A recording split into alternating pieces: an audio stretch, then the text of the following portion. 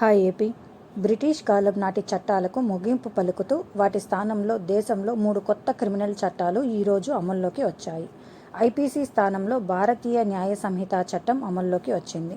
CrPC బదులు భారతీయ నాగరిక్ సురక్షా సంహిత చట్టం అమల్లోకి వచ్చింది. ఇక ఎవిడెన్స్ యాక్ట్ ఇకపై సాక్ష్య అధినియంగా మారింది.